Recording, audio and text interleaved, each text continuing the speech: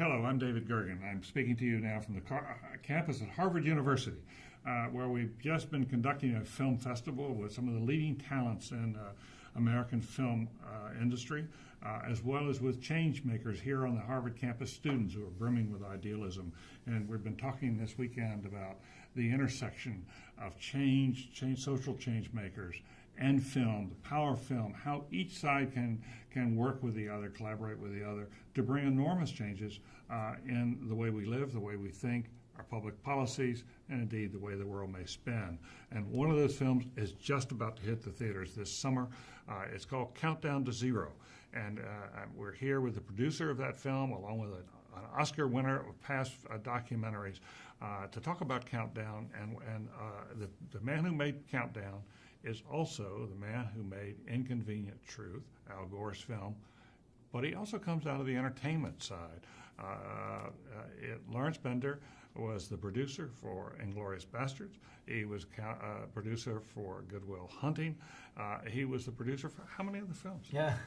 How many other films? A bunch of films. A lot of different films. But now you've moved, Lawrence, from making these kind of entertainment films. Now you've made two blockbuster documentaries back to back. You made Inconvenient Truth, and now you've got Countdown to Zero. What's drawing you in that direction? Well, after we made An Inconvenient Truth, I got to watch firsthand how a movie was able to sort of, first make people aware and then motivate and mobilize, create the political will to do something. And as I was approached by a lot of different people with different topics, I thought to myself, what did I want to take on? And I felt like the nuclear threat is really the other greatest issue facing us in our lifetime that could literally destroy the world. And so along with Jeff Skull and the Global Zero Group, we all kind of came together on this, what turned out to be prescient in terms of what's going on today. Right. Yeah, one of the interesting things was Inconvenient Truth really changed a lot of people's minds about climate change, but the political climate was hard to change. This time you come out with a film about creating a nuclear-free world at the very moment the President of the United States in the White House is moving in that same direction. Yeah, it's just like catching lightning in a bottle. I think we're very fortunate to be able to support an administration that truly has a vision here. And as you know, we've just come from several great groundbreaking things where the president just signed the START Treaty, greatest reduction in a generation of strategic arms. The nuclear posture review came out with a completely different posture.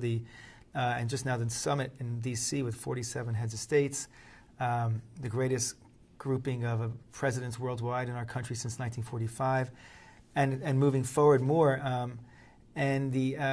Now the START Treaty needs to be ratified this summer by the Senate, and this is just when the movie's coming out. And our hope is that, just like in Inconvenient Truth, we're creating a coalition of NGOs, religious leaders, political leaders, students, big student component, and internet gurus to create a movement again.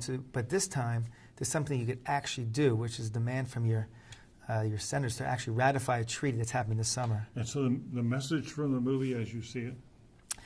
Well, the message of the movie is basically that the only way to stop a nuclear disaster, and there's several ways that happens, a terrorist either buying or stealing a bomb, or an accident happening, or through proliferation, is through the complete securing of all nuclear materials worldwide and the complete elimination of nuclear weapons around the world. Mm-hmm. And you've become a real believer.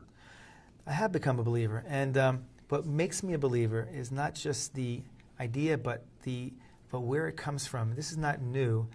As you know, President Reagan talked about this so beautifully and eloquently, many places, many times, and we have some of his speech in our movie. And you know, as one of the the epitome of a great Republican president, or a great president from a Republican point of view, this is a man who really believed in this. So to me, that makes it possible. Now he laid groundwork. President Clinton laid groundwork. Now we have a president who's actually able to manifest it. He has a treaty signed. He's got these countries together. So I am a believer, but I also feel like it is probably it is a nonpartisan idea. There's many people. George Shultz is very, very strong on this. Secretary Baker is very strong on this. So there's Republicans in strong standing, good standing, exactly, among conservatives, as well as the liberal president in the White House. Exactly, and it's sort of like, I feel like this is an idea whose time has come. Obviously, in the 80s, there was a freeze movement. It was seen as a peace movement by the left, hippies. Nothing wrong with that. But I mean, here we have a situation where there's a Global Zero movement. There's a commission that was created by 23 political and military officials. The plan is a step-by-step plan. It's backed by hundreds of former presidents, national security advisors, military commanders, and it's and many on the right. So it is something that is actually has a real plan, and I think that this movie is a tool to help them sort of push that agenda forward. Fascinating. Bill Guttentag, you as a director have made documentaries, a number of which have been nominated for Academy Awards. You actually won 2 Oscars. You've had won numerous other awards. You've had your films shown in the White House. Do you see these documentaries as sort of as the cutting edge of social change in the future as a filmmaker? Yeah, I feel like, look, I think the reality is people would rather watch than read. And so I think that when you're making a film, you can reach people who otherwise wouldn't, be interested in a subject per se. I did a film recently, to use an example, on the rape of Nanking. And with the Japanese in China. Right, when the Japanese invaded in the 30s in China and killed hundreds of thousands of people and raped tens of thousands of women and girls. And the question is, what gets you engaged? Why are you going to care about this event? And just to give one brief story, at one point while we were doing the filming, the translation stopped. Man was telling me a story and I couldn't understand why. And then I realized, well, his story was so powerful, the translators were crying so hard they couldn't continue the translation.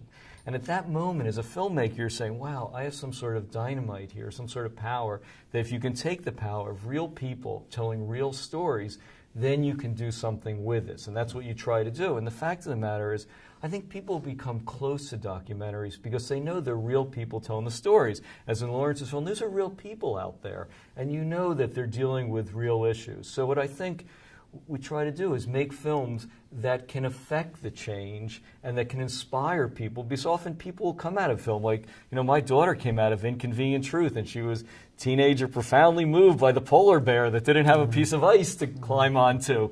Well, I think, it's yet another kid that is moved and says, okay, well, I see things, about global warming. So you're partly opening them up through their emotions, but once you open up emotionally, then they are open in some of the facts and the logic behind it. I couldn't agree with that more. I think the fact of the matter is you have to connect with an audience emotionally. And once you have them emotionally, then you can inform and you can inspire and you can inspire change. And something that's happening now that's just great, which we've been talking about at this conference, is the democratization. It used to be cameras are expensive and editing systems are expensive, but now people can get their hands on that equipment. They can make a film, they can get in festivals, and they can inspire others. I don't think there's ever been a better time to be doing this. And do you also see a lot of this moving in a direction, because the economics are tough right, absolutely. Right now for making independent films?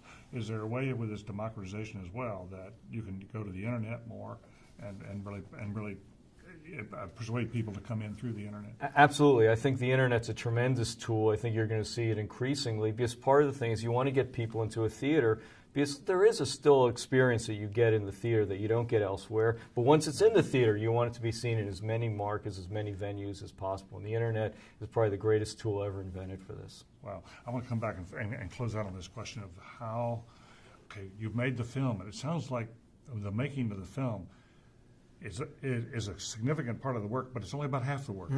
And that the other half is how do you reach people, galvanize people, mobilize them, get them in to watch it, and then make that a part of their lives. So what are you doing with Countdown to Zero? It's a good question. We actually we sort of created this model on An Inconvenient Truth that seemed to work, and we're kind of following the same one. By the time An Inconvenient Truth came out, there were literally billions of eyeballs on the subject, on the movie. And so when the movie hit the theater, it was So you create a lot of buzz, and a lot of people are anticipating it. We created a lot of buzz, but the way we did that was by engaging religious organizations, NGOs, going to our internet guru friends, and Al Gore in this case went up to Google and made a presentation there, and I screened the movie and It Can Be Truth for the guys who started MySpace, Krista Wolf and Tom, and we're doing the same thing here. We screened the movie in Sundance. We went to the TED conference. And at the TED conference is where all the great internet minds, amongst others, are there. They get very interested and mobilized. We're going to the Cannes Film Festival, and we'll be doing an event in Cannes. But along the way, we're doing the same thing. We're getting all these different organizations. So by the time the movie comes out, there'll be an enormous amount of attention to the subject and to the movie. Last night I was on Bill Maher, and we barely talked about the movie, but we did talk about the subject. And so it's just important to make sure that people are understanding that the subject is an important issue, and then the movie is going to emerge out of that. Well, listen, good luck. Congratulations to you both. And for all of you who are tuning in, you can find far more about this on our website, Center for Public Leadership at the Kennedy School at Harvard. But I will tell you this. I just had a chance a few minutes ago to watch Countdown to Zero. See it.